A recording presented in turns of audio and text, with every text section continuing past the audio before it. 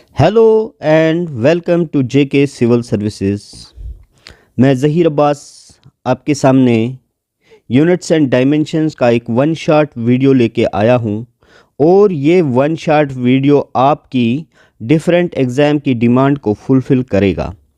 इस one shot video में हम यूनिट्स एंड डायमेंशन को कंप्लीट करेंगे, क्लियर। और उसके साथ कुछ मैं आपको बेसिक फैक्ट्स भी मेंशन करूंगा इसी वीडियो में। चलिए स्टार्ट करते हैं यूनिट्स एंड डायमेंशन को। यूनिट्स एंड डायमेंशन में हमारा जो पहला ही टॉपिक है that is physical quantity. Physical quantity actually क्या होती है? कोई भी ऐसी क्वांटिटी जिसको आप मेजर कर सकते हो, anything which can be measured. और ये फिजिकल क्वांटिटी क्या करते हैं? बाय विच, जिनकी मदद से we can describe the law of physics. Different laws of physics को हम डिस्क्राइब कर सकते हैं, क्लियर। जैसे मैंने एग्जाम्पल यहां पे आपके सामने मेंशन की है, मास, लेंथ, टाइम, स्पीड। ओके, ये जो चार क्वांटिटी है यहां पे, और उनके साथ आप कंपेयर करो जॉय, सरो, ठीक है, हैप्पीनेस, इंटेलिजेंसी या और कुछ चीजें। अब मुझे बताओ, एक साइड मास रखते हैं, ओके, और एक साइड हम जॉय रख लेते हैं, खुशी। ओके, बताओ किसको मेजर कर सकते हो? You will measure this mass in term of kilogram, in term of kilogram, clear.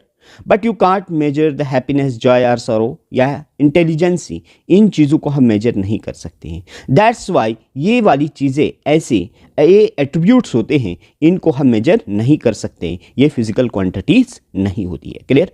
तो इससे एक आइडिया लग गया हमारा कि जो भी फिजिकल क्वांटिटीज हम मेजर कर सकते हैं, जो भी क्वांटिटी हम मेजर करेंगे उनको हम फिजिकल क्वांटिटी कहेंगे, क्लियर, ठीक है।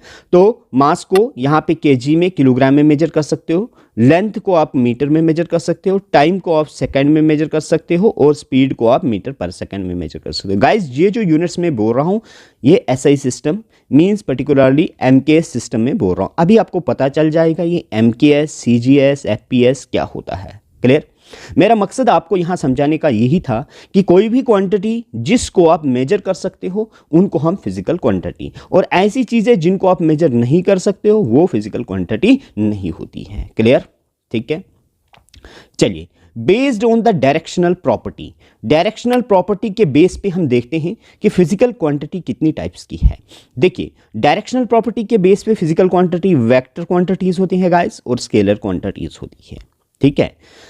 यहां पे वेक्टर क्वांटिटीज कौन सी होती हैं? ऐसी क्वांटिटीज जिनके पास बोथ मैग्नीट्यूड एंड डायरेक्शन होता है, और ऐसी क्वांटिटीज जिसके पास सिर्फ मैग्नीट्यूड होता है वो स्केलर क्वांटिटी कहलाता है, क्लियर। जैसे हमारे पास आ गया मास, लेंथ, डेंसिटी, और यहाँ पे वेलोसिटी और डिस्प्लेसमेंट। गाइस, मैं थोड़ा सा यहाँ आपको बताने की यहाँ पे बताऊंगा कि क्या है एक्चुअली वेक्टर क्वांटिटी। जैसे मैं एक छोटी सी एग्जांपल आपके सामने लेता हूँ।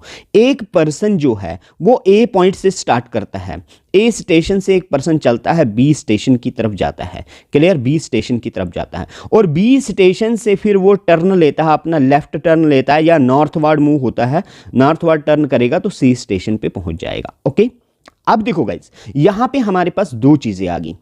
मैं आपको दो चीजों से यहां वाकिफ कराऊंगा। सपोज करो, एक तो आपका डिस्टेंस आ गया, ठीक है, और दूसरा आपका डिस्प्लेसमेंट आ गया, दूसरा आपका आ गया डिस्प्लेसमेंट। मैं यहां पे वेक्टर, और मेरा मकसद यहां पे वेक्टर और स्केलर के बीच में डिफरेंस बताना है आपको, क्लियर। अगर ये ए से बी 4 किलोमीटर गया गाइस, और बी से सी ये 3 किलोमीटर गया, कितना? 3 किलोमीटर। ओके, आपसे कोई पूछे कि इस पर्सन ने स्टेशन ए से सी तक कितना डिस्टेंस कवर किया, तो आप गाइस बोलोगे 4 + 3 = 7 किलोमीटर का डिस्टेंस कवर किया। ओके, लेकिन मैं आपसे पूछता हूं, बताओ ए से बी इसका डायरेक्शन कहां की तरफ था? तो आप बताओगे ए से बी अगर जब ये गया, इसका जो डायरेक्शन था that is west to east. यही बताओगे ना गाइस, वेस्ट टू ईस्ट था, ठीक है ना। और बी से सी अगर देखोगे इसका डायरेक्शन साउथ टू नॉर्थ हो जाता है, मतलब साउथ से नॉर्थ की तरफ जा रहा है गाइस, तो ठीक है। अब हमने क्या देखा, इस पूरे डिस्टेंस के लिए 7 ही किलोमीटर तो मैग्नीट्यूड तो है, लेकिन कोई पर्टिकुलर डायरेक्शन नहीं दे रहा है। ए से बी इसका डायरेक्शन वेस्ट टू ईस्ट है गाइस, और बी से सी इसका डायरेक्शन गाइस जो है वो साउथ से नॉर्थ जा रहा है।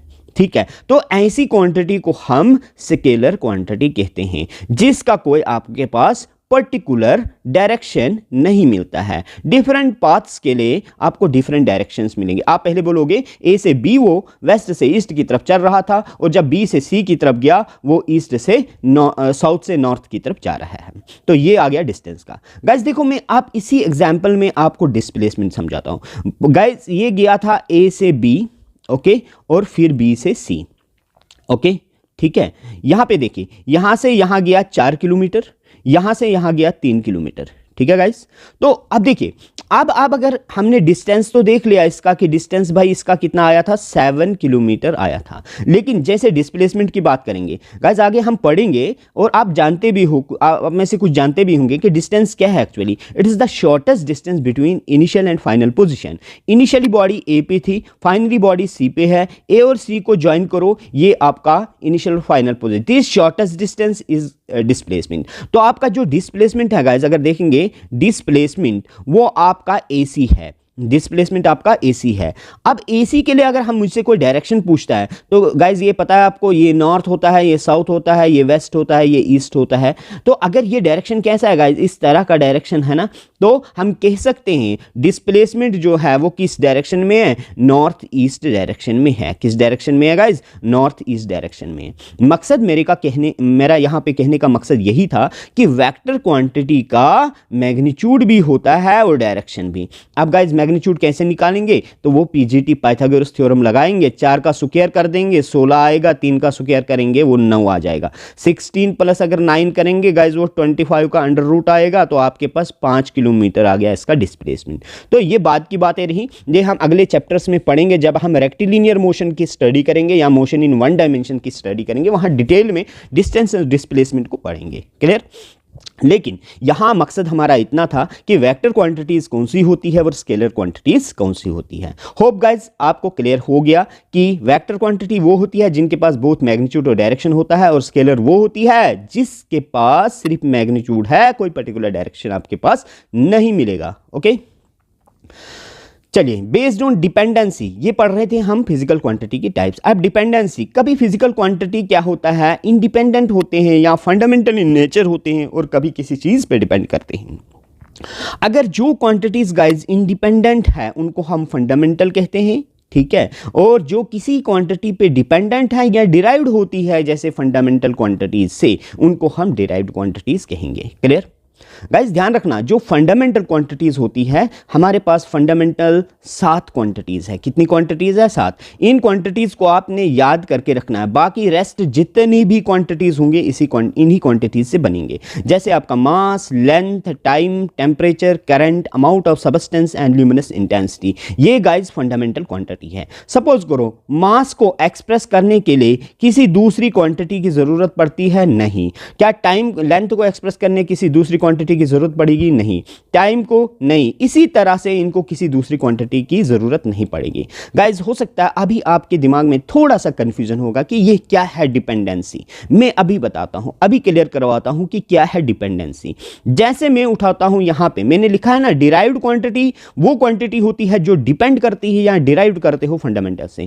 जैसे छोटी सी एग्जांपल उठाते हैं गाइज, स्पीड। तो स्पीड देखो, सबको पता है ना स्पीड का फार्मूला, वो होता है डिस्टेंस अपॉन टाइम।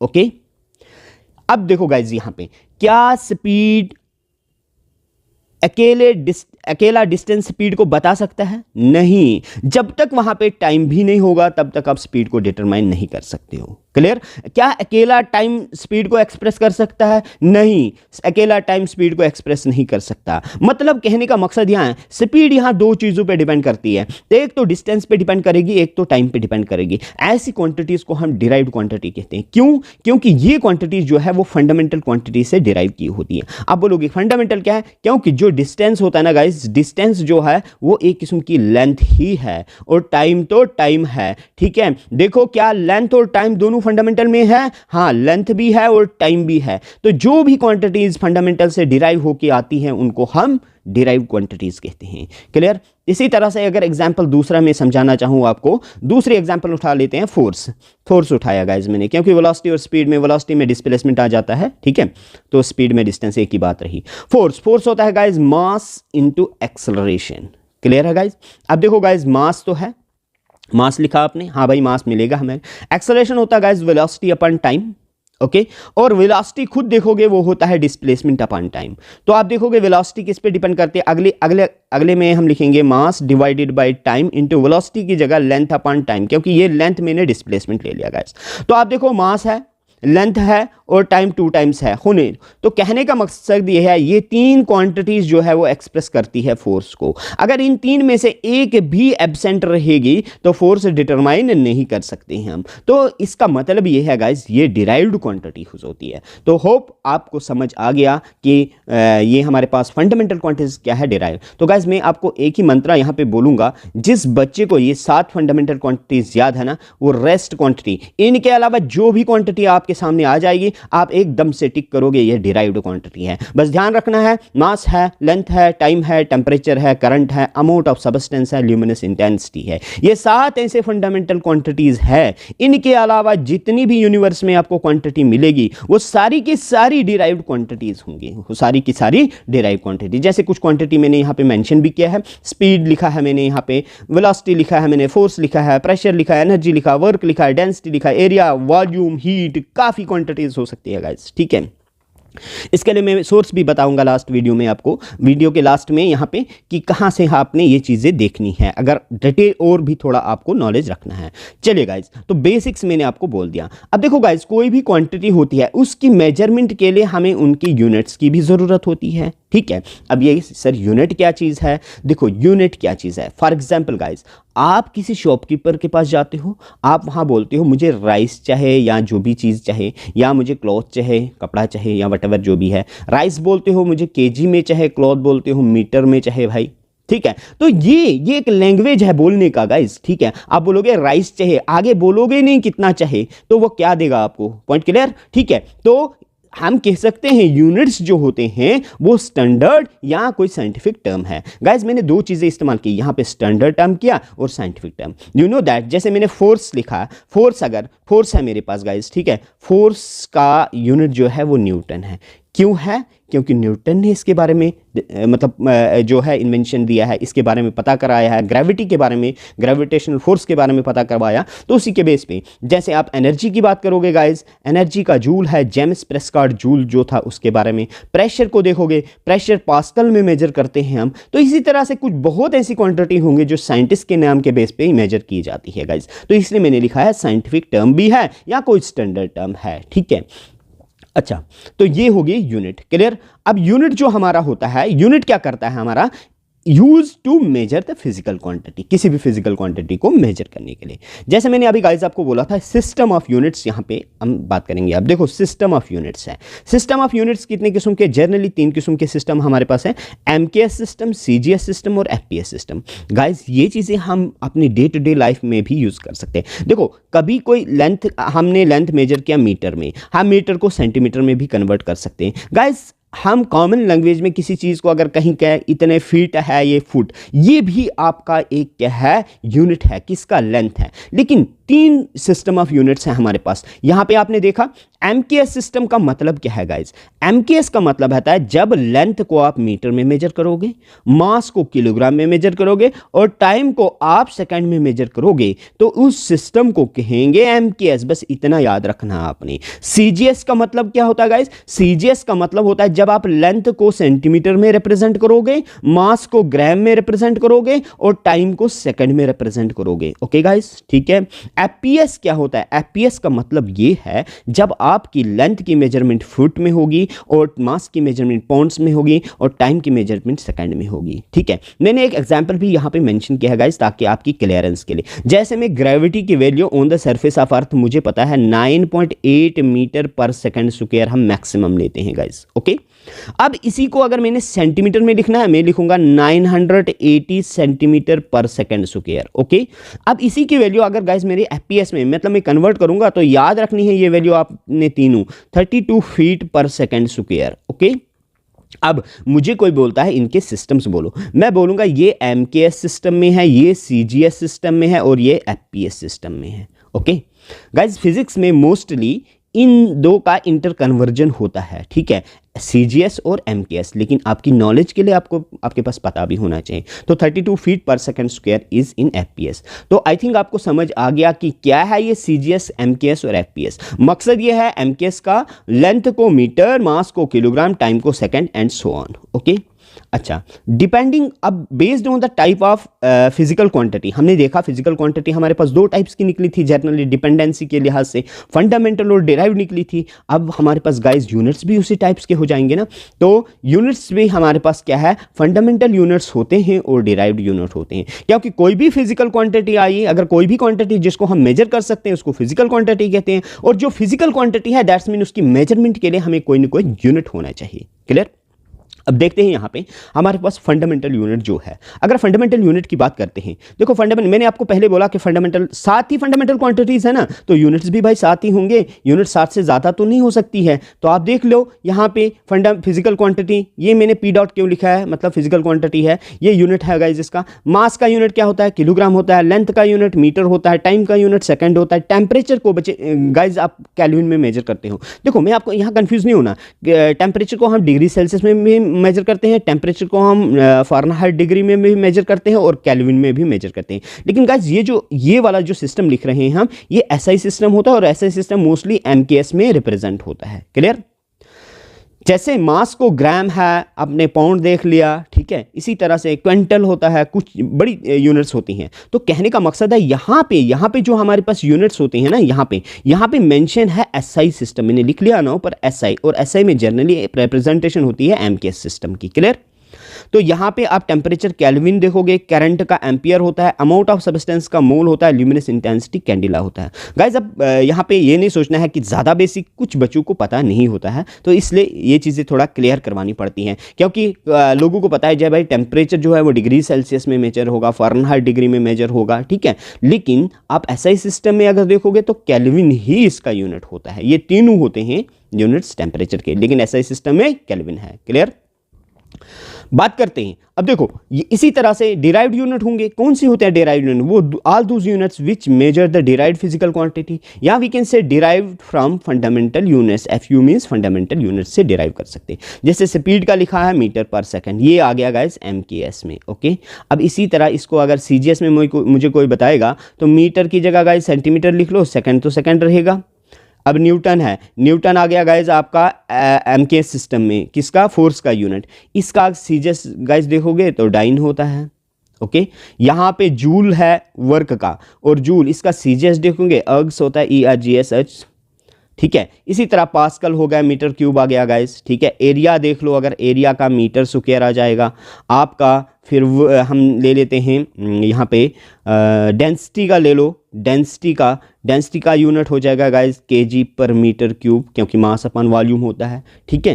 तो ये सारी यूनिट्स हमें पता होनी चाहिए। मकसद क्या है, आप फंडामेंटल यूनिट्स पे फोकस रखो, ये साथ याद रखो, और इससे जब आप फार्मूला लिखोगे automatically you get the answer. Okay, उसके बाद आपका डायमेंशन फार्मूला।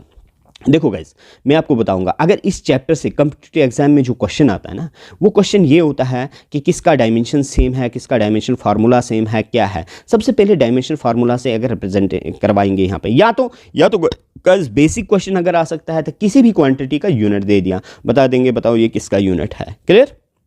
अच्छा, उसके बाद आप आ जाओ यहाँ पे देखते हैं कि यहाँ पे डायमेंशन फार्मूला एक टॉपिक है, इस पे फोकस करने की थोड़ी सी ज़रूरत है। देखो गाइज, मैं बिल्कुल सिंपल लैंग्वेज में आपको बताने की कोशिश करूँगा कि ये डायमेंशन फार्मूला एक्चुअली क्या होता है। मुझे बताओ, आपके पास 7 फंडामेंटल क्वांटिटीज़ थी, जैसे मैंने इससे लिखा है, मास है, इसको m से हम रिप्रेजेंट करते हैं, लेंथ है l से, रिप्रेजेंट का मतलब होता है डायमेंशन फार्मूला में किस तरह से रिप्रेजेंट किया जाएगा, l से, टाइम को t से, टेम्परेचर को केल्विन से, k से, करंट को a से, a मतलब एम्पियर है, अमाउंट ऑफ सब्सटेंस के लिए देखो mol, मोल इसका यूनिट होता है mole, लेकिन इसको शॉर्ट में लिखते हैं mol। तो ल्यूमिनस इंटेंसिटी का होता है कैंडिला, CANDELA, कैंडिला, यहाँ पे लिखा भी है मैंने कैंडिला, क्लियर। तो यहाँ पे इसका शॉर्ट फॉर्म है, जो शॉर्ट में लिखेंगे अगर इसका तो CAD हो जाएगा, क्लियर। अब देखिए मकसद यहाँ पे होता है कि किसी भी फिजिकल क्वांटिटी, जैसे मैं ले लेता हूँ मास, गाइस मास लिया है मैंने, कुछ फंडामेंटल क्वांटिटी में आपको समझाऊंगा तो आप मोस्टली समझ जाओगे कि डायमेंशन फार्मूला क्या है। डायमेंशन फार्मूला का मकसद होता है रिप्रेजेंटेशन करना किसी भी क्वांटिटी के अंदर कितने टाइम्स कोई भी फंडामेंटल क्वांटिटी प्रेजेंट है, मतलब किसी भी फिजिकल क्वांटिटी के अंदर कितने टाइम्स फंडामेंटल क्वांटिटीज प्रेजेंट है। मैं और एक बार रिपीट करूंगा, किसी भी फिजिकल क्वांटिटी के अंदर फंडामेंटल क्वांटिटीज कितने टाइम्स प्रेजेंट है। Point is clear. क्या वो रिवर्स डिवाइड में मतलब इनवर्स में है, डायरेक्टली है, स्क्वायर है, क्यूब है, क्या है, वो चीज हम देखते हैं। जैसे मैंने ले लिया मास गाइस, ओके मास लिया, अब मुझे पता है, अच्छा दूसरी एक चीज, किसी भी फिजिकल मतलब डायमेंशन फार्मूला को रिप्रेजेंट करने के लिए आपको गाइस m लिखना, l लिखना, t लिखना जरूरी है। बाकी ये रेस्ट चार अगर देखेंगे ना, जैसे केल्विन, एम्पियर, मोल और कैंडिला, जब प्रेजेंट होंगे तभी बताना है, नहीं तो आप MLT में बता सकते हो। ओके, क्या मास गाइस क्या है, फंडामेंटल। सर हमने पढ़ा है फंडामेंटल है, ये किसी पे डिपेंड नहीं करेगा, इसमें सिर्फ का सिर्फ जो होगा वो मास ही होगा, इसका मतलब मास वन टाइम है। लेंथ है गाइस, नहीं है। टाइम है, नहीं है। इसीलिए m की पावर 1, l की पावर 0, t की पावर 0। क्लियर, मतलब लेंथ है ही नहीं 0 टाइम्स, टाइम है 0 टाइम्स, मास है 1 टाइम है। इसी तरह लेंथ खुद एक फंडामेंटल क्वांटिटी है, इसके पास भी अगर देखेंगे मास नहीं है, सिर्फ लेंथ होगा और टाइम भी नहीं होगा। टाइम में देखेंगे अगर मास नहीं, लेंथ नहीं, टाइम 1 टाइम्स। मैं बता रहा हूं, अब बात कर रहे हैं टेम्परेचर की। अगर टेम्परेचर की देखेंगे, देखो टेम्परेचर में क्या है, अब टेम्परेचर में केल्विन आ गया ना, तो मास भी नहीं है, लेंथ भी नहीं है और टाइम भी 0 है यहाँ पे, ठीक है। तो यहाँ पे केल्विन, यहाँ पे T 0 है गाइस, मिसप्रिंट है, यहाँ पे आप कर लेना अपने नोट्स में, क्लियर। तो केल्विन 1 टाइम्स है। इसी तरह अमाउंट ऑफ सब्सटेंस में देखोगे तो मैंने बताया अमाउंट ऑफ सब्सटेंस सिर्फ मोल होगा इसमें, तो मोल ही 1 टाइम है, बाकी सब 0 हो। इसी तरह कैंडिला में ये होगा। अब ये थोड़ा और क्लियर होगा जब हम किसी डिराइव क्वांटिटी का निकालते हैं। जैसे सपोज करो मैं स्पीड का बताता हूँ। स्पीड का गाइस, स्पीड का क्या फार्मूला होता है, डिस्टेंस अपॉन टाइम। डिस्टेंस को हम किस में रिप्रेजेंट करते हैं, लेंथ में, टाइम को t में। देखो गाइस यहां पे l की पावर 1 है, t की पावर 1 है। अब आगे कैसे लिखोगे आप लिखोगे m, l और t। ओके, m है, m आया नहीं फार्मूले में। लेंथ है, हाँ भाई एक टाइम आ गया लेंथ। टाइम है, एक टाइम आया लेकिन डिवाइड में है गाइस। जब गाइस ये ऊपर जाएगा ना, ध्यान रखना ये -1 हो जाएगा। गॉट इट, ये क्या हो जाएगा, -1। देखो यहां पे डायमेंशन फार्मूला ऑफ स्पीड हमने ये लिखा है। अब जो क्वांटिटीज यहां पे नहीं है गाइस, मैं उसमें से किसी एक क्वांटिटी को उठाता हूं। सपोज करो, क्योंकि यहां पे दी हुई है, इनको आप देख भी सकते हो। मैं उठाता हूं किसका, वर्क का ले लेता हूं गाइस। देखो वर्क क्या होता है, अगर गाइस आपको फार्मूला पता है, क्योंकि इन क्वांटिटीज के फार्मूले हमें याद करने हैं। वर्क होता है guys force into distance. Okay, अब गाइज अभी हम निकालते हैं सबसे पहले फोर्स का। फोर्स में क्या होता है guys, mass into acceleration into distance लिखोगे, ठीक है ना। अब गाइज आपको पता है मास की जगह तो m लिखेंगे। एक्सेलरेशन अगर देखोगे, मैं एक्सेलरेशन का अलग से निकालता हूं पहले। एक्सेलरेशन का हो गया velocity upon time. Velocity guys हो गया l means length by time और 1 अपॉन टाइम। अब देखो गाइस बोलोगे सर ये l/t तो ठीक है, ये वाला t कौन सा आ गया।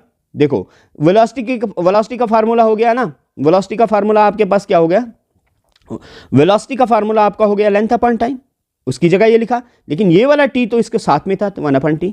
तो आपने यहां देखा l एक बार है, t कितनी टाइम्स है, t 1 और 1 हो गया 2। लेकिन देखो गाइस हमने सीखा है जब भी ऊपर जाएगा माइनस हो जाएगा, -2। तो एक्सेलरेशन का जो डायमेंशन फार्मूला क्या बना, LT-2। तो आपने लिखा इसकी जगह LT-2। उसके बाद गाइज मैंने बोला डिस्टेंस कुछ नहीं है, लेंथ है।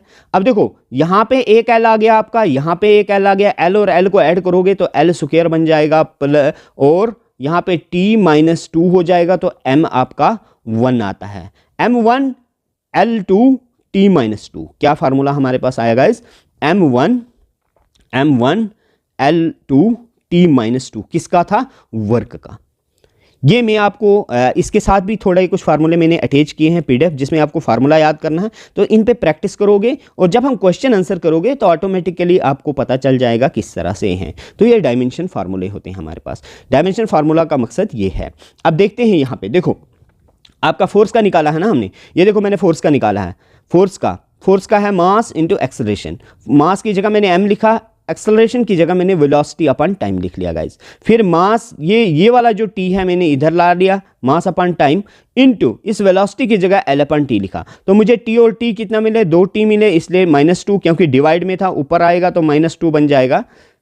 ठीक है, इसके बाद L 1 टाइम है और मास 1 टाइम है। ये आ गया फोर्स का डायमेंशन फार्मूला। ठीक है गाइस, तो यहाँ पे इसी तरह से देखो, मैं आपको पहले भी और एक बार आपको स्ट्रेस दूंगा। एक तो आपको फंडामेंटल जो फिजिकल क्वांटिटी है उनके नाम पता होने चाहिए, उनका यूनिट पता होना चाहिए, उनको किस टर्म में रिप्रेजेंट करते हैं। और अगर आप डायमेंशन फार्मूला फंडामेंटल यूनिट्स के सीख लोगे, ऑटोमेटिकली आस्ता आस्ता आप सब के डायमेंशन फार्मूला आराम से निकालोगे। क्लियर? ठीक है, अब बात करते हैं। जैसे यहाँ पे मैंने कुछ जो मुझे लगे इंपॉर्टेंट है, जैसे किसी ये कांस्टेंट्स होते हैं, जैसे यूनिवर्सल गैस कांस्टेंट है, चार्ज का, करंट डेंसिटी का, वोल्टेज का, इलेक्ट्रिक पोटेंशियल का, इलेक्ट्रोमोटिव फोर्स का। गाइस मैं आपको 2 तरीके बताऊंगा। या तो आप फार्मूला सीखो, ठीक है, या तो आपने फार्मूला ये याद रखना है इससे, तो इससे क्या होता है, फॉर एवर के लिए चीज़ क्लियर हो जाती है। अब कुछ बच्चे क्या करते हैं, डायरेक्ट इसको भी याद करते हैं, वो भी एक अच्छा अप्रोच है। तो डिपेंड करता है ये आप पे कैसे करोगे। जैसे अब देखो गाइज, यहाँ पे एम्पियर की बात आ गई ना, करंट इंटू टाइम, करंट को किस में मेजर करोगे आप? देखो करंट की बात करेंगे हम, करंट को एम्पियर में मेजर करते हैं, टाइम को टी में। मैं ज़्यादा लिखूंगा ही नहीं, मुझे कोई चार्ज का बोलेगा मैं लिखूंगा हाँ भाई ए होगा, T1 होगा। तो अब देखो यहाँ पे क्या लिखा है, m0 लिखा है, L0 लिखा है, T0 लिखा है, A लिखा है, T लिखा है। अब चाहे आप A1 लिखो या सिंपली A लिखो, एक ही मतलब है इसका। ये भी चीज़ ध्यान रखना, कभी कंफ्यूज भी हो जाता है बंदा यहाँ पे। और यहाँ पे T की पावर 1 है, T की पावर लिखो या ना लिखो एक ही बात है। ठीक है, तो ये डायमेंशन फार्मूला आपका बन गया चार्ज का। ठीक है, तो उसके बाद वोल्टेज, इलेक्ट्रिक पोटेंशियल और इलेक्ट्रोमोटिव फोर्स, वर्क अपन चार्ज होता है फार्मूला, और इसका डायमेंशन फार्मूला यहाँ पे है। रेजिस्टेंस का डायमेंशन फार्मूला ये है। ठीक है, मैं आपके लिए एक सजेशन इसमें ये भी करूँगा, एनसीईआरटी जो आपके पास अगर होगी 11th की एनसीईआरटी, 11th स्टैंडर्ड की एनसीईआरटी, आई थिंक बुक 1 की बुक 2 के एंड पे जो इंडेक्स वगैरह लास्ट पे होता है ना, लास्ट पे हमारा लास्ट पेज पे देख लेना, लास्ट पेज पे ये वहाँ पे आई थिंक 99 क्वांटिटीज़ दी है, 99 फिजिकल क्वांटिटीज़ दी है। ठीक है, उनके फार्मूले आप याद करना। मोस्टली हमारे पास जो डायमेंशन है, जैसे मैं क्वेश्चन आंसर कराऊंगा इस चैप्टर के, मैं बता दूंगा हम 3 कैटेगरीज में डिवाइड करते हैं। एक तो फार्मूला बेस्ड होते हैं, एक तो डायमेंशनलेस और यूनिटलेस होते हैं। ठीक है, और एक कुछ होते हैं जिनका सेम डायमेंशन होता है। तो इन 3 क्लासेस में हम डिवाइड कर देंगे अगर इन क्वांटिटीज को, तो ऑटोमेटिकली हमें याद हो जाता है। क्लियर? चलिए, अब उसके बाद मैंने कुछ चीज़ें और डाली हैं। ये देखो कुछ बेसिक डाली है यहाँ पे, आप यहाँ से भी प्रैक्टिस कर सकते हो। एरिया का है, लेंथ इंटू ब्रेड्थ है, L स्क्वायर आ जाएगा। देखो लेंथ भी L होता है, ब्रेड्थ भी L होता है, L इंटू L स्क्वायर होगा, इसलिए m0 L2 T0 आ गया। इसी तरह से वर्क का जैसे मैंने निकाला, ऊपर आपको डिराइव करवाया, m1 L2 T-2। Okay, power का देख लो, m L2 T-3, इसी तरह से। और ये इनके फार्मूले हैं। क्लियर? ठीक है, ये फार्मूले याद कर लेना। और दूसरी एक चीज़ बात बोलूँ गाइज, इसमें घबराना नहीं है। डायमेंशनल फार्मूला हो या आपका यूनिट हो, इसको रटा मारने की ज़रूरत नहीं है। मैं एक फाइनल सोल्यूशन आपको इसको बोल रहा हूं। जैसे जैसे हम फिजिक्स को पढ़ते जाएंगे, क्योंकि फिजिक्स डील करती है किसके साथ, फिजिक्स डील करती है फिजिकल क्वांटिटीज के साथ। हर जगह आप उसका यूनिट और डायमेंशन सीखते जाओगे, आपको पता भी नहीं चलेगा, आप सारी यूनिट्स और डायमेंशंस आपको सारी यूनिट्स और डायमेंशन याद हो जाएगी। घबराने की ज़रूरत नहीं है, लेकिन फिर भी आपके सामने मैंने ये कुछ डाटा रखा हुआ है। अच्छा, दूसरी कुछ चीज़ें हैं, जैसे कुछ प्रीफिक्सेस पे ध्यान रखना है जो फिजिक्स के साथ मतलब फिजिक्स में हमें यूज़ होती है। फॉर एग्जांपल आपको सेंटी, मिली, नैनो वगैरह पता है। अब कभी पावर और बढ़ जाती है, जैसे 10⁻18 इसको एक्सा कहते हैं ई से, तो 15 पेटा ये आ गया, 12 टेरा, और 10⁹ होगा गीगा, 10⁶ होगा मेगा, 10⁻³ होगा किलो, 10⁻² होगा हेक्टो, 10⁻1 होगा डेका। तो ये चीज़ें कुछ प्रीफिक्सेस आपने ये याद कर देनी है। क्लियर? क्योंकि कन्वर्जेंस में जैसे कि फिजिकल क्वांटिटी के साथ डील करते हैं हमें, तो आपके न्यूमेरिकल, छोटे मोटे न्यूमेरिकल्स निकालने में ये हेल्प करते हैं। क्लियर? उसके बाद और भी मैंने कुछ यहाँ पे एक इंपॉर्टेंट टेबल आपके साथ शेयर किया हुआ है कि मेगावाट कितना होता है। मेगा का मतलब 10⁻6 वाट होता है। सेंटीमीटर, 1 सेंटीमीटर में आप 10⁻⁻2 मीटर होता है। मतलब आप कह सकते हो 1 centimetre is equal to 1/100 metre के बराबर होता है। देखो गाइज, इसका मतलब होता है 1/10⁻²। जब ये ऊपर जाता है 10⁻⁻2 बन जाता है। ओके, तो इस तरह से किलोमीटर में कितना होता है, 1000 मीटर होता है। मिली वोल्ट कितना होता है, मिली का मतलब देखो, एक होता है किलो, किलो का मतलब होता है 10⁻3, लेकिन मिली का मतलब होता है 10⁻3। कंफ्यूज नहीं होना गाइज इसमें। क्लियर? उसके बाद आपके पास अगर देखोगे किलोवाट आवर है, 1 किलोवाट आवर कितना होता है, तो ये याद रखना है कितने जूल होता है, 3.6 × 10⁻6 जूल। ठीक है, इसको हम practical unit of power energy कहते हैं। देखो कभी ये पूछ लेते हैं किलोवाट आवर, मोस्टली कुछ एग्जाम्स में मैंने देखा किलोवाट आवर किसका यूनिट है, तो बच्चे जैसे ही वाट पढ़ते हैं तो बोलते हैं पावर का यूनिट है। गाइज ये गलत है, ये एनर्जी का यूनिट है। किसका यूनिट है? एनर्जी का, प्रैक्टिकल यूनिट ऑफ एनर्जी। ठीक है, ये ध्यान रखना है आपने, क्योंकि इसमें पावर इनटू टाइम आ गया। किलोवाट तो पावर आ गई, लेकिन जब आर आया यहाँ पे एच साथ में है, तो ये आ गया आपके पास टाइम। ओके, उसके बाद गाइज आपने यहाँ पे देखा एंगस्ट्रॉम किसके बराबर होता है। यहाँ पे देखो 1 एंगस्ट्रॉम होता है 10⁻⁻10 मीटर। तो कन्वर्जेंस पता होना चाहिए। देखो गाइज यहाँ नैनो सेकेंड आ गया 10⁻⁻9, पिको सेकेंड 10⁻⁻12, माइक्रो। देखो हमने देखा ना 10⁻6 क्या होता है, मेगा होता है, और 10⁻6 क्या होता है, देखो माइक्रो होता है। तो यहाँ पे लिखा है माइक्रो। Giga 10⁹9, micron 10⁻6। ठीक है, तो ये चीज़ें आपने ध्यान रखनी है गाइज। ठीक है, होप आपने लेक्चर एंजॉय किया होगा। ठीक है, और मैं कमिंग लेक्चर में इसके रिलेटेड जितने भी ऑब्जेक्टिव वगैरह जो बनेंगे हमारे, तो इंशाल्लाह वो आपके साथ डिस्कस करूँगा। और आप इन चीज़ों को याद रखिए, फंडामेंटल क्वांटिटीज़ पे फोकस कीजिए, उनके यूनिट्स याद कर दीजिए, और फार्मूला बेस सीखने की कोशिश करेंगे। ओके, अल्लाह हाफिज़, सी यू।